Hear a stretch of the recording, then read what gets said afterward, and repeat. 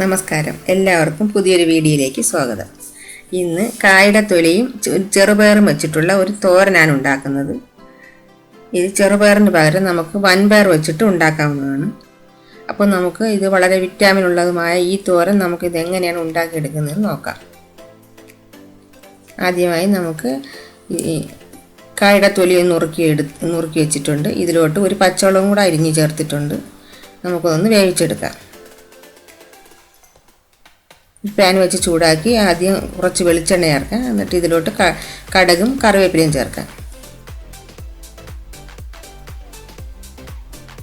ഇനി നുറുക്കി വെച്ചിരിക്കുന്ന ഈ കായുടെ തൊലിയും കൂടെ ചേർത്ത് ഒന്ന് ഇളക്കി കൊടുക്കാം.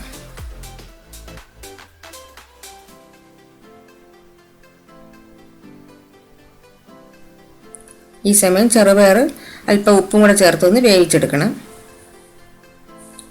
ഇതിനാവശ്യമായ ഉപ്പും കൂടെ ചേർത്ത് കൊടുക്കാം.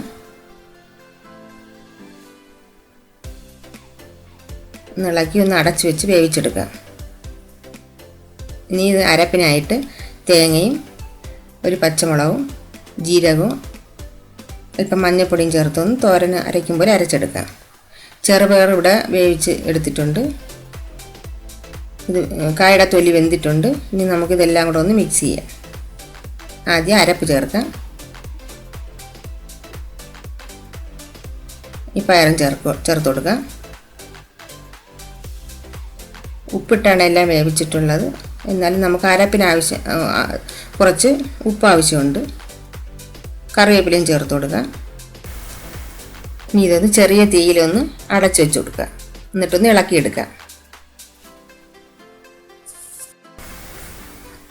റെഡി ആയിട്ടുണ്ട്. അപ്പോൾ കായുടെ തൊലി ഇനി ആരും കളയാതെ നമുക്കിതുപോലെയുള്ള തോരനാക്കി ഉണ്ടാക്കിയെടുക്കാം.